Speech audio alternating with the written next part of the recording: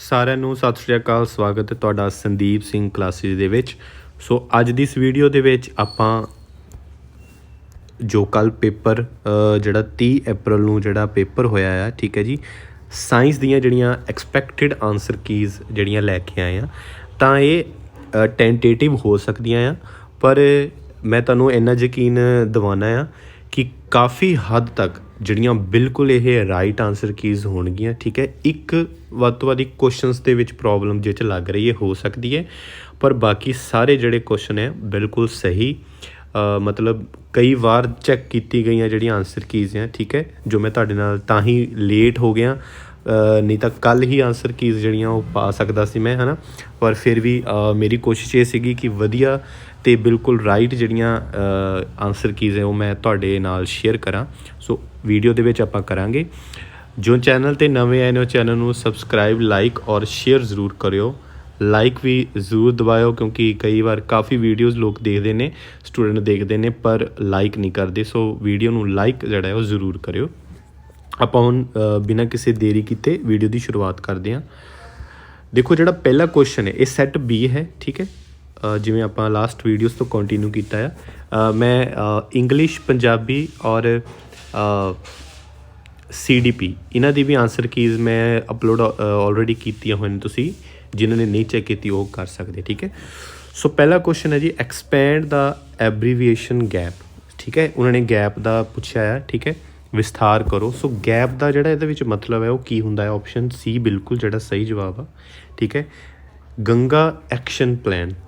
ਠੀਕ ਹੈ, Ganga action plan ਬਿਲਕੁਲ ਜਿਹੜਾ ਸਹੀ ਜਵਾਬ ਆ। ਠੀਕ ਹੈ, ਅਗਲਾ ਕੁਐਸਚਨ ਹੈ ਜੀ, which group of organism are not constituents of a food chain. ਦੇਖੋ, ਫੂਡ ਚੇਨ ਦੀ ਉਹ ਕਹਿ ਰਿਹਾ ਕਿ ਕਿਹੜਾ ਕੌਂਸਟੀਟੂਐਂਟਸ ਨਹੀਂ ਹੈਗਾ। ਠੀਕ ਹੈ, ਸੋ ਇਸ ਕੁਐਸਚਨ ਦੇ ਵਿੱਚ ਬਸ ਜਿਹੜੀ ਇਹ ਕਨਫਿਊਜ਼ਨ ਆ। ਠੀਕ ਹੈ, ਕਨਫਿਊਜ਼ਨ ਕੀ ਆ ਕਿ ਦੇਖੋ, ਸਾਨੂੰ ਇੰਨਾ ਇਸ ਦੇ ਵਿੱਚ ਜ਼ਰੂਰ ਪਤਾ ਆ, ਜਿਹੜਾ ਕੁਐਸਚਨ ਹੈਗਾ ਹੈ ਆਪਣਾ ਆਪਸ਼ਨ ਨੰਬਰ ਜਿਹੜਾ 92 ਕੁਐਸਚਨ ਹੈਗਾ ਆ। ਠੀਕ ਹੈ, ਇਹਦੇ ਵਿੱਚੋਂ ਸਾਨੂੰ ਇਹ ਜ਼ਰੂਰ ਪਤਾ ਆ ਕਿ ਜਿਹੜਾ ਇਹ ਆਪਸ਼ਨ ਤਾਂ ਬਿਲਕੁਲ ਗਲਤ ਜਵਾਬ ਆ, ਇਹ ਆਪਸ਼ਨ ਤਾਂ ਨਹੀਂ ਹੈਗਾ, ਔਰ ਡੀ ਆਪਸ਼ਨ ਵੀ ਨਹੀਂ ਹੈਗਾ। ਠੀਕ ਹੈ, ਸੋ ਜਿਹੜਾ ਇਹਦੇ ਵਿੱਚੋਂ ਜਿਹੜਾ ਜਵਾਬ ਆ ਉਹ ਬੀ ਆਪਸ਼ਨ ਔਰ ਏ ਆਪਸ਼ਨ ਦੇ ਵਿੱਚ ਜਿਹੜਾ ਆ ਕਨਫਿਊਜ਼ਨ ਆ। ਠੀਕ ਹੈ, ਸੋ ਤੁਸੀਂ ਇਹਨੂੰ ਨੋਟ ਕਰ ਲਿਓ, ਬੀ ਔਰ ਸੀ। ਠੀਕ ਹੈ, ਇਹਦੇ ਵਿੱਚੋਂ ਕੋਈ ਇੱਕ ਆਪਸ਼ਨ ਹੋਣੀ ਚਾਹੀਦੀ ਹੈ, ਕਿਉਂਕਿ ਦੋਨੋਂ ਹੀ ਨਾਟ ਕੌਂਸਟੀਟੂਐਂਟਸ ਆ। ਠੀਕ ਹੈ, ਮਤਲਬ ਫੂਡ ਚੇਨ ਦੇ ਅਕੋਰਡਿੰਗ ਇਹ ਦੋਨੋਂ ਹੀ ਜਿਹੜੇ ਹੈ ਉਹ ਆਪਣੇ ਸਹੀ ਜਵਾਬ ਹੋਣੇ ਚਾਹੀਦੇ ਕੁਐਸਚਨ ਦੇ ਅਕੋਰਡਿੰਗ। ਸੋ ਬੀ ਔਰ ਸੀ ਇਹਦੇ ਵਿੱਚ ਕਨਫਿਊਜ਼ਨ ਆ, ਜਾਂ ਤਾਂ ਇਹ 'ਚੋਂ ਗ੍ਰੇਸ ਮਾਰਕ ਮਿਲੂਗਾ, ਬਾਕੀ ਸਾਨੂੰ ਆਨਸਰ ਕੀਜ਼ ਤੋਂ ਜਿਹੜਾ ਇਹਦਾ ਪਤਾ ਲੱਗੇਗਾ। ਠੀਕ ਹੈ ਜੀ, 93 ਹੈ ਜੀ, what type of chemical reaction take place when electricity is passed through water. So ਦੇਖੋ, ਜਦੋਂ ਇਲੈਕਟ੍ਰੀਸਿਟੀ ਵਾਟਰ ਤੋਂ ਜਿਹੜੀ ਪਾਸਡ ਹੁੰਦੀ ਹੈ ਤਾਂ ਉਦੋਂ ਕੀ ਹੁੰਦਾ ਹੈ ਜੀ? ਡੀਕੰਪੋਜੀਸ਼ਨ। ਸੀ ਸਹੀ ਜਵਾਬ ਆ। ਅਗਲਾ ਕੁਐਸਚਨ ਹੈ ਜੀ, ਦਾ 94 ਦਾ scientific process by which crop plant are enriched with certain desirable nutrient is called. ਠੀਕ ਹੈ, ਸੋ ਦੇਖੋ ਇਹਦਾ ਜਿਹੜਾ ਸਹੀ ਜਵਾਬ ਸੀਗਾ, ਇਹਦਾ ਆਪਸ਼ਨ ਸੀ ਬਿਲਕੁਲ ਸਹੀ ਜਵਾਬ ਸੀ, ਬਾਇਓ ਫੋਰਟੀਫਿਕੇਸ਼ਨ। ਠੀਕ ਹੈ, ਸੋ ਦੇਖੋ ਜਿਹੜਾ ਲੈਵਲ ਆ ਨਾ, ਮੋਡਰੇਟ ਲੈਵਲ ਸੀ। ਵਿੱਚੋਂ ਕੁਛ ਕੁਐਸਚਨਸ ਇੱਦਾਂ ਨੇ ਜਿਹੜੇ ਕਿ ਲੈਵਲ ਤੋਂ ਬਿਯੋਂਡ ਵੀ ਸੀਗੇ। +1 +2 ਕਲਾਸ ਦੇ ਵੀ ਜਿਹੜੇ ਕੁਛ ਕੁਐਸਚਨਸ ਇਹਦੇ ਵਿੱਚ ਦੇਖਣ ਨੂੰ ਮਿਲੇ ਨੇ। ਠੀਕ ਹੈ, ਜਦ ਕਿ ਕਈ ਵਾਰ ਦੇਖਿਆ ਜਾਂਦਾ ਹੈ, ਕਿਵੇਂ ਕਿਹਾ ਜਾਂਦਾ ਹੈ ਕਿ 6ਵੀਂ ਤੋਂ ਲੈ ਕੇ 8ਵੀਂ ਤੱਕ ਸਿਲੇਬਸ ਹੁੰਦਾ, ਪਰ ਇੱਥੋਂ ਸਾਨੂੰ ਇਹ ਵੀ ਕਨਫਿਊਜ਼ਨ ਹੁਣ ਦੂਰ ਹੋ ਗਈ ਆ ਕਿ ਕਿਉਂਕਿ 9ਵੀਂ 10ਵੀਂ ਔਰ 11ਵੀਂ 12ਵੀਂ ਦੇ ਕੁਝ ਸਬਜੈਕਟਸ ਦੇ ਕੁਐਸਚਨ ਵੀ ਇਹਦੇ ਵਿੱਚੋਂ ਪੁੱਛੇ ਗਏ ਆ। ਸੋ ਲੈਵਲ ਮੋਡਰੇਟ ਸੀਗਾ, ਔਰ ਕੁਛ ਕੁਐਸਚਨ ਜਿਹੜੇ ਹੈ ਉਹ ਮੁਸ਼ਕਲ ਵੀ ਸੀਗੇ। ਠੀਕ ਹੈ, ਲੈਵਲ ਤੋਂ ਬਿਯੋਂਡ। 95 ਆ, given below are few statements regarding somatic hybridization, choose the correct statement. So ਇਹਦੇ ਵਿੱਚ ਜਿਹੜਾ 95 ਕੁਐਸਚਨ ਦਾ ਜਿਹੜਾ ਬਿਲਕੁਲ ਸਹੀ ਜਵਾਬ ਆਪਸ਼ਨ ਨੰਬਰ ਡੀ ਬਿਲਕੁਲ ਸਹੀ ਜਵਾਬ ਸੀ, ਜਿਹਦੇ ਵਿੱਚ ਸੈਕਿੰਡ ਔਰ ਥਰਡ ਸੀ ਕਿ ਪ੍ਰੋਟੋਪਲਾਸਟ from cells of different species can be fused, or treatment of cell with cellulose or pectinase is mandatory। ठीक है, सो ये सही जवाब सी।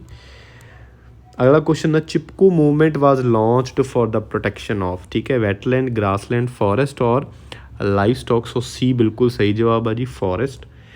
ਅਗਲਾ ਕੁਐਸਚਨ ਆ among the following biogeochemical cycles which one doesn't have losses due to respiration.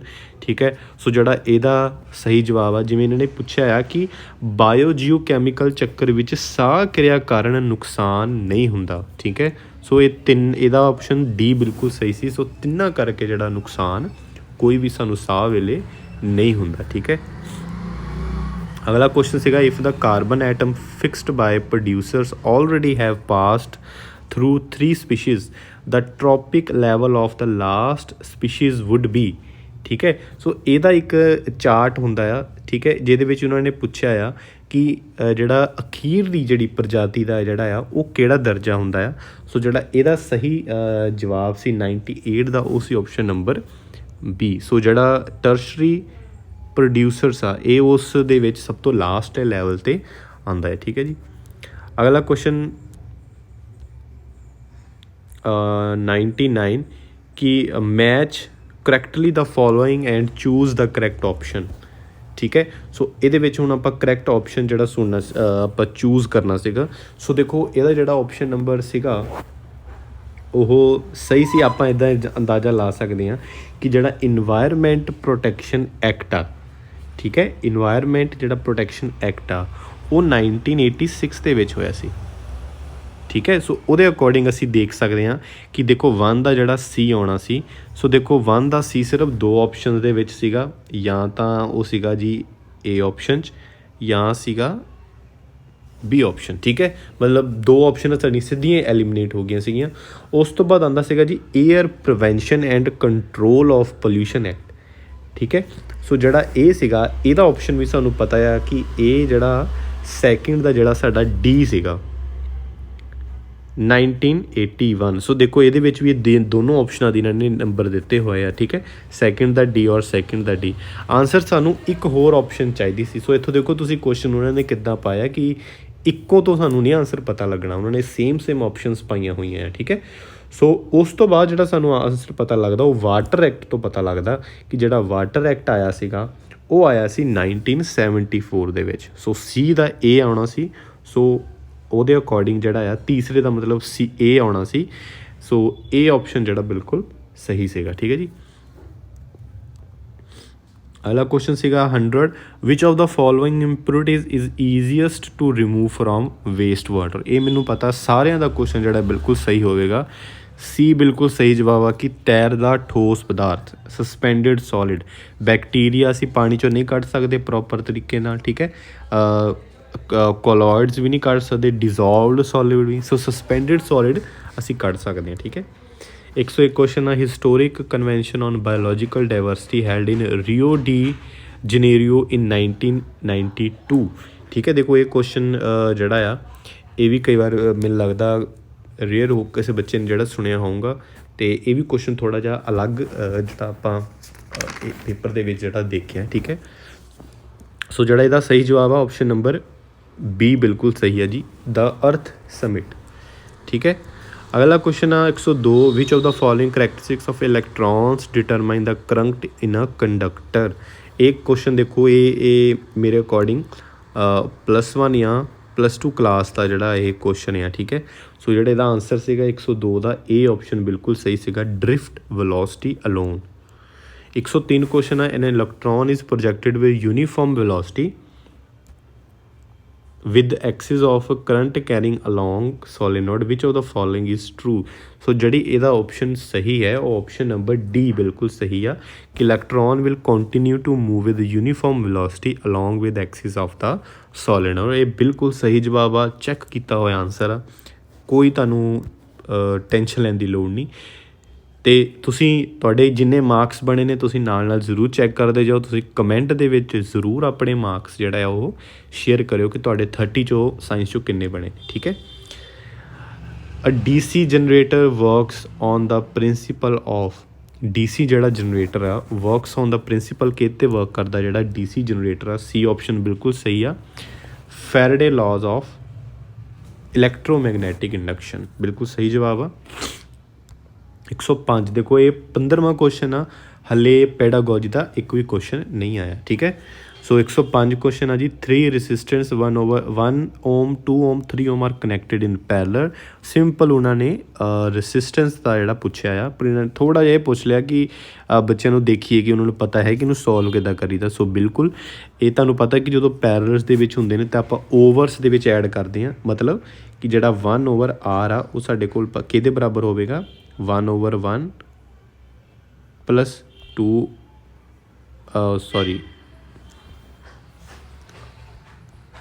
ਮਤਲਬ ਇਹਨਾਂ ਦੇ ਰੈਸੀਪ੍ਰੋਕਲ ਹੁੰਦਾ ਆ, ਮਤਲਬ 1/2 ਔਰ 1/3। ਠੀਕ ਹੈ, ਸੋ ਇੱਥੋਂ ਜਦੋਂ ਇਹਨੂੰ ਆਪਾਂ ਸੋਲਵ ਕਰਾਂਗੇ, ਦੇਖੋ 6 ਸਾਡਾ ਐਲਸੀਐਮ ਆਏਗਾ, ਸੋਲਵ ਕਰਨ 'ਤੇ ਉੱਪਰ ਆ ਜਾਏਗਾ 6 ਅਤੇ ਉੱਪਰ ਆ ਜਾਏਗਾ 3 ਔਰ 2।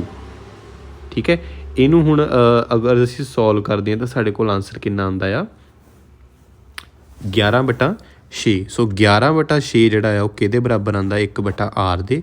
ਸੋ ਇੱਥੋਂ ਜਿਹੜੀ r ਦੀ ਵੈਲਿਊ ਆ, r ਦੀ ਵੈਲਿਊ ਕਿੰਨੀ ਆ ਜਾਂਦੀ ਆ 6/11, ਮਤਲਬ ਇਹ ਆ ਜਾਂਦਾ ਜੀ 0.5 ਸਮਥਿੰਗ, ਮਤਲਬ ਲੈਸ ਦੈਨ 1। ਸੋ ਬੀ ਆਪਸ਼ਨ ਇਹਦਾ ਬਿਲਕੁਲ ਸਹੀ ਜਵਾਬ ਆ।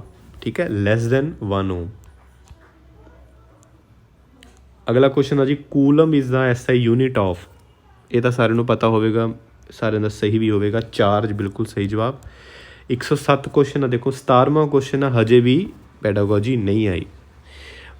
ਵਟ is the commercial unit of electrical energy. So C option ਬਿਲਕੁਲ ਸਹੀ ਸੀਗਾ, ਕਿਲੋਵਾਟ।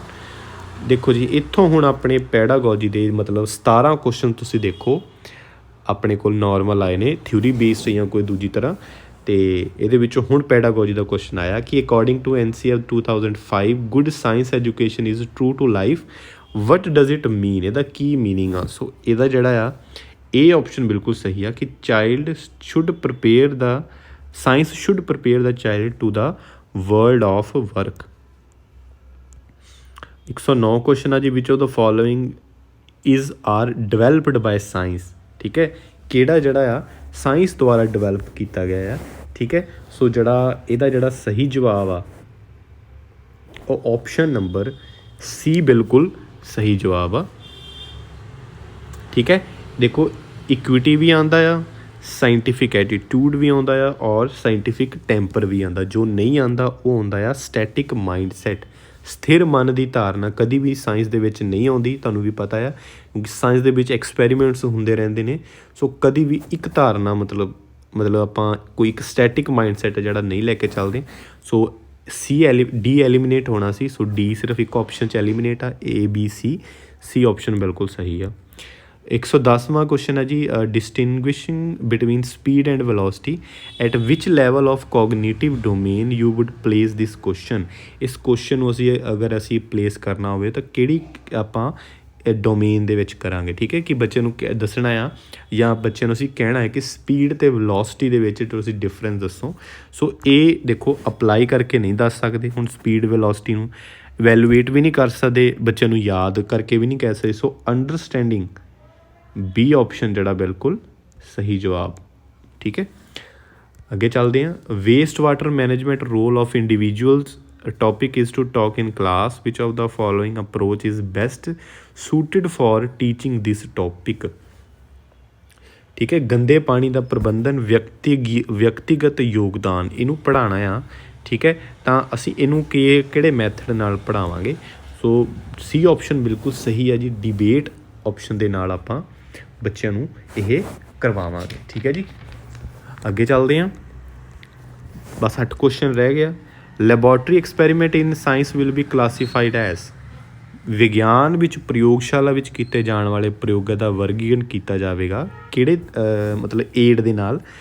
ਦੇਖੋ ਲੈਬੋਰਟਰੀ 'ਚ ਹਮੇਸ਼ਾ ਅਸੀਂ ਪਰਫੋਰਮ ਕਰਦੇ ਹਾਂ। ਸੋ ਸੀ ਆਪਸ਼ਨ ਬਿਲਕੁਲ ਸਹੀ ਹੋਣਾ ਸੀ, ਐਕਟੀਵਿਟੀ ਏਡ ਹੈ। ਠੀਕ ਹੈ, 113ਵਾਂ ਜੀ which pedagogical approach does national curriculum framework 2005 suggest for teaching science in schools. Science ਜਿਹੜੀ ਹੈ ਬੱਚਿਆਂ ਨੂੰ ਪੜ੍ਹਾਉਣ ਲਈ ਸਕੂਲ ਦੇ ਵਿੱਚ NCF 2005 ਵੱਲੋਂ ਕੀ ਸੁਜੈਸਟ ਕੀਤਾ ਗਿਆ ਆ। ਇਹਦਾ ਜਿਹੜਾ ਆਨਸਰ ਆ ਬਿਲਕੁਲ ਸਹੀ ਉਹ ਡੀ ਆਪਸ਼ਨ ਆ, ਇਨਕੁਆਇਰੀ ਬੇਸਡ ਅਪਰੋਚ, ਪੜਤਾਲ ਸੰਬੰਧਿਤ ਪਹੁੰਚ। ਵਿਚ ਅਪਰੋਚ ਇਜ਼ ਫੋਰਮੇਟਿਵ ਰੈਦਰ ਦੈਨ ਸਮੇਟਿਵ। ठीक है, ਇਹਦਾ ਆਨਸਰ ਹੈ ਜੀ ਡੀ ਆਪਸ਼ਨ ਕੰਸਟਰਕਟਿਵਿਸਟ। ठीक है, 115ਵਾਂ ਜੀ ਵਟ ਕਾइंड ऑफ वर्क इज़ ਰੈਮੀਡੀਅਲ ਟੀਚਿੰਗ। ठीक है, ਕਿਹੜੇ ਢੰਗ ਦਾ ਕੰਮ ਸਾਧਕ ਸਿੱਖਿਆ ਹੈ। ਰੈਮੀਡੀਅਲ ਹੁੰਦਾ ਕਿ ਜਦੋਂ ਅਸੀਂ ਬੱਚਿਆਂ ਦੀ ਬੱਚਾ ਕੋਈ ਪ੍ਰੋਬਲਮ ਤੋਂ ਡਾਇਗਨੋਸ ਆ, ਪਹਿਲਾਂ ਡਾਇਗਨੋਸ ਕੀਤਾ ਜਾਂਦਾ, ਫਿਰ ਉਹਦੇ ਲਈ ਇਲਾਜ ਕੀਤਾ ਜਾਂਦਾ। ਠੀਕ ਹੈ, ਉਹ ਕਿੱਦਾਂ ਕੀਤਾ ਜਾਂਦਾ ਹੈ। ਸੋ ਇਹ ਆਪਸ਼ਨ ਬਿਲਕੁਲ ਸਹੀ ਆ, ਹਦਾਇਤਾਤਮਕ ਇੰਸਟਰਕਸ਼ਨਸ ਦੇ ਕੇ। ਠੀਕ ਹੈ, ਅਗਲਾ ਕੁਐਸਚਨ ਹੈ ਜੀ, which among the following is not the characteristic of a good evaluation tool. ਕਿਹੜਾ ਗੁੱਡ ਐਵੋਲਿਊਸ਼ਨ ਟੂਲ ਨਹੀਂ ਹੈਗਾ। ਸੋ ਦੇਖੋ, ਰਿਐਲਿਬਿਲਿਟੀ ਵੀ ਹੈਗਾ, ਵੈਲਿਡਿਟੀ ਵੀ ਹੈਗਾ, ਓਬਜੈਕਟਿਵਿਟੀ ਵੀ ਹੈਗਾ। ਜੋ ਨਹੀਂ ਹੈ ਉਹ ਹੈ ਐਪਟੀਟਿਊਡ। ਸੋ ਡੀ ਆਪਸ਼ਨ ਬਿਲਕੁਲ ਸਹੀ ਹੈ। 3 beakers labelled ABC each containing 25 millilitre of water. So ਕਾਫੀ ਵੱਡਾ ਇਹ ਕੁਐਸਚਨ ਸੀਗਾ ਹੈ ਨਾ, ਪਰ ਅਗਰ ਅਸੀਂ ਇਹਦਾ ਆਨਸਰ ਦੇਖੀਏ ਤਾਂ ਆਨਸਰ C ਬਿਲਕੁਲ ਸਹੀ ਹੈ ਇਹਦਾ ਜਵਾਬ, 1 and 4। ਠੀਕ ਹੈ, 1 and 4 ਇਹਦਾ ਬਿਲਕੁਲ ਸਹੀ ਜਵਾਬ। 118ਵਾਂ ਕੁਐਸਚਨ ਹੈ ਜੀ, ਵਟ is the pH range of hour body. ਅਗਰ ਸਾਡੀ ਬੋਡੀ ਦੀ ਜਿਹੜੀ pH ਰੇਂਜ ਕਿਹਾ ਸੀ ਸ਼ੁਰੂ ਤੋਂ ਹੀ, ਵੈਸੇ ਇਹਨੂੰ ਪੜ੍ਹਨਾ ਆਪਾਂ ਦੇਖਦੇ ਹਾਂ ਛੋਟੀ ਕਲਾਸਾਂ ਤੋਂ ਵੀ, ਪਰ ਫਿਰ ਵੀ ਆਪਾਂ ਨੂੰ ਪਤਾ ਨਹੀਂ ਹੁੰਦਾ ਕਿ ਕੁਐਸਚਨ ਪੁੱਛਿਆ ਜਾਵੇਗਾ। ਇਹ ਆਪਸ਼ਨ ਬਿਲਕੁਲ ਸਹੀ ਆ, 7.0 to 7.8 ਇਹਦੀ ਰੇਂਜ ਹੁੰਦੀ ਆ। 119ਵਾਂ ਕੁਐਸਚਨ ਆ, which of the following is the correct arrangement of the given metal in descending order of their. ਠੀਕ ਹੈ, ਇਹਨਾਂ ਦੇ ਵਿੱਚ ਅਸੀਂ ਕੀ ਕਰਨਾ ਆ, ਘੱਟ ਦੇ ਕ੍ਰਮ ਦੇ ਵਿੱਚ ਦੱਸਣਾ ਹੈ, ਪਹਿਲਾਂ ਵੱਧ ਫਿਰ ਘੱਟ ਫਿਰ ਸਾਰਿਆਂ ਨਾਲੋਂ ਘੱਟ। ਸੋ ਇਹਦਾ ਜਿਹੜਾ ਬਿਲਕੁਲ ਸਹੀ ਹੈ ਡੀ ਆ, ਸੋਡੀਅਮ ਸਭ ਤੋਂ ਜ਼ਿਆਦਾ ਰਿਐਕਟਿਵ ਹੁੰਦਾ ਆ। ਇਹਦਾ ਆਨਸਰ ਅਸੀਂ ਇੱਦਾਂ ਲੱਭ ਸਕਦੇ ਸੀਗੇ। ਸਾਨੂੰ ਪਤਾ ਕਿ ਆਇਰਨ, ਜਿੱਦਾਂ ਰਸਟਿੰਗ ਆਫ ਆਇਰਨ ਹੁੰਦੀ ਆ, ਉਹ ਹੌਲੀ ਹੌਲੀ ਹੁੰਦੀ ਆ ਪ੍ਰੋਸੈਸ, ਹੈ ਨਾ, ਤਾਂ ਆਇਰਨ ਸਭ ਤੋਂ ਲਾਸਟ ਜਾਣਾ ਸੀ। ਸੋ 2 ਹੀ ਆਪਸ਼ਨ ਸੀਗੀਆਂ, C ਸੀਗੀ ਔਰ D ਸੀਗੀ। ਠੀਕ ਹੈ, ਸੋਡੀਅਮ ਉਹ 'ਚ ਵੀ ਪਹਿਲਾਂ ਆ, ਪਰ ਉਹ 'ਚ ਮੈਗਨੀਸ਼ੀਅਮ ਉਹਨਾਂ ਨੇ ਬਸ ਚੇਂਜ ਕਰਤਾ। ਸੋ ਜਿਹੜਾ ਆ ਮੈਗਨੀਸ਼ੀਅਮ ਜ਼ਿਆਦਾ ਰਿਐਕਟਿਵ ਹੁੰਦਾ ਆ। ਠੀਕ ਹੈ, ਜਿਵੇਂ ਅਸੀਂ ਦੇਖਦੇ ਹਾਂ, ਸੋ ਸੋਡੀਅਮ, ਮੈਗਨੀਸ਼ੀਅਮ, ਜ਼ਿੰਕ ਔਰ ਆਇਰਨ, ਜਿਹਦੇ ਵਿੱਚ ਸੋਡੀਅਮ ਸਭ ਤੋਂ ਜ਼ਿਆਦਾ ਰਿਐਕਟਿਵ ਔਰ ਜ਼ਿੰਕ ਘੱਟ। ਠੀਕ ਹੈ, ਸੌਰੀ ਆਇਰਨ ਸਭ ਤੋਂ ਘੱਟ। ਸੋ ਅੱਜ ਦੀ ਇਸ ਵੀਡੀਓ ਦਾ ਲਾਸਟ ਕੁਐਸਚਨ ਹੈ ਕਿ which of the following community in Rajasthan has a religious tenet of conservation of forest and wildlife. So ਮੈਨੂੰ ਉਮੀਦ ਹੈ ਕਿ ਜਦੋਂ ਰਾਜਸਥਾਨ ਦਾ ਨਾਮ ਆਉਂਦਾ ਆ, ਠੀਕ ਹੈ, ਤਾਂ ਸਾਨੂੰ ਜ਼ਰੂਰ ਪਤਾ ਹੋਵੇਗਾ ਕਿ ਕਿਹੜੀ ਜਿਹੜੀ ਇਹ ਕੁਛ ਕਮਿਊਨਿਟੀ ਜਿਹਦਾ ਨਾਮ ਆਉਂਦਾ ਆ। ਅੱਜ ਕੱਲ੍ਹ ਕਾਫੀ ਨਿਊਜ਼ ਦੇ ਵਿੱਚ ਵੀ ਚੱਲਦਾ ਹੈ, ਤੁਸੀਂ ਜ਼ਰੂਰ ਨਾਮ ਜਿਹੜਾ ਸੁਣਿਆ ਹੋਏਗਾ। ਠੀਕ ਹੈ, ਸੋ ਜਿਹੜਾ ਦਾ ਸਹੀ ਜਵਾਬ ਸੀਗਾ ਉਹ ਸੀਗਾ ਜੀ ਬਿਸ਼ਨੋਈ। ਠੀਕ ਹੈ, C ਆਪਸ਼ਨ ਬਿਲਕੁਲ ਸਹੀ ਜਵਾਬ ਸੀਗਾ। ਠੀਕ ਹੈ ਜੀ, ਸੋ ਇੱਥੇ ਹੀ ਜਿਹੜੀਆਂ ਆਨਸਰ ਕੀਜ਼ ਇਹ ਬਿਲਕੁਲ ਖਤਮ ਹੁੰਦੀਆਂ ਨੇ। ਠੀਕ ਹੈ, ਸੋ ਮੈਨੂੰ ਉਮੀਦ ਹੈ ਕਿ ਤੁਹਾਡੇ ਸਾਰਿਆਂ ਦੇ ਜਿਹੜੇ ਮਾਰਕਸ ਉਹ ਵਧੀਆ ਆਏ ਹੋਣਗੇ। ਤਾਂ ਮੈਂ ਜ਼ਰੂਰ ਚਾਹਾਂਗਾ ਕਿ ਤੁਸੀਂ ਸਾਰੇ ਜਿਹੜੇ ਤੁਹਾਡੇ ਜਿੰਨੇ ਵੀ ਮਾਰਕਸ ਬਣੇ ਨੇ, ਠੀਕ ਹੈ, ਉਹ ਤੁਸੀਂ ਕਮੈਂਟ ਦੇ ਵਿੱਚ ਜ਼ਰੂਰ ਤੁਸੀਂ ਆਪਣਾ ਐਕਸਪੀਰੀਅੰਸ ਮੈਂਸ਼ਨ ਕਰੋ ਕਿ ਤੁਹਾਡੇ 30 ਦੇ ਵਿੱਚੋਂ ਕਿੰਨੇ ਸਾਇੰਸ ਦੇ ਵਿੱਚੋਂ ਬਣਦੇ ਨੇ। ਠੀਕ ਹੈ, ਸੋ ਵੀਡੀਓ ਦੇ ਅਖੀਰ ਤੱਕ ਬਣੇ ਰਹਿਣ ਲਈ ਤੁਹਾਡੇ ਸਾਰਿਆਂ ਦਾ ਧੰਨਵਾਦ। ਸਤਿ ਸ਼੍ਰੀ ਅਕਾਲ।